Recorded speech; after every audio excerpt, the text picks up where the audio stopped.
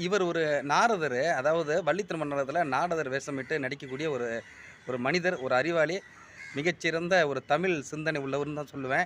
மிகப்பெரிய ஒரு போராளின்னு சொல்லுவேன். ஒரு கலைஞனை தாண்டி போராளி அப்படின்னு சொல்றதுல தான் பெருமை. அதாவதுங்க, கலைஞனே பெருமை தான். அது கலைஞனா இருந்து போராளியா இருக்கிறது எவ்வளோ பெரிய பெருமை. அதனால என்னன்னா, ஒரு விஷயம் சொல்றாரு பாருங்க. ராஜராஜ காலத்திலேருந்து பல பேர் வந்து பல கோயில்கள இங்க வந்து வெளிநாட்டெல்லாம் காரெல்லாம் வந்து பிரமிக்கிற அளவுக்கு கட்டியிருக்கிறாங்க. அப்ப எல்லாம் கல்லுல கட்டப்பட்ட மலை கோயிலுங்க. ஆனா ஒரு மலை கூட உடைச்சதா தெரியல. ஆனா இன்னைக்கு ஒரு கோயில் கூட கட்டல. ஆனா பாருங்க எல்லா மலையும் வெட்டி தின்னுப்ட்டாய்ங்க.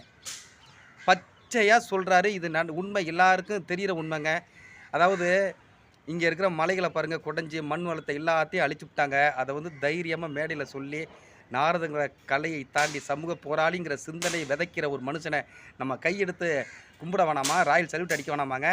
உண்மையிலேயே இப்படிப்பட்ட மனுஷனுங்கலாம் இருக்கணும்.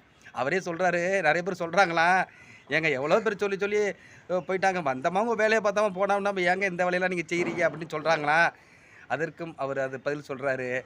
"ஏங்க நான் சாப்பிட்டேன், தூங்குனேன், செத்தேன்னு இருக்கக்கூடாதுங்க. தமிழுக்காக, இந்த மண்ணுக்காக ஏதாவது செஞ்சேன்னு இருக்கணுங்க. அதனால தான் நான் செஞ்சுக்கிட்டு இருக்கேன். கரைப்பார் கரைத்தால் கல்லும் கரையும். இந்த கல்லு மண்ண வெட்டுறானே அவன் மனசு கரையாமையா போப்போது? கரையும் ஒரு நாள் அப்படிங்கிறதுக்காக தான் நான் செய்றேன்." அப்படின்னு சொல்றாருங்க. இப்படிப்பட்ட மனுஷனெல்லாம் கையெடுத்து கும்பிடணுங்க. வேற என்ன சொல்றது போங்க.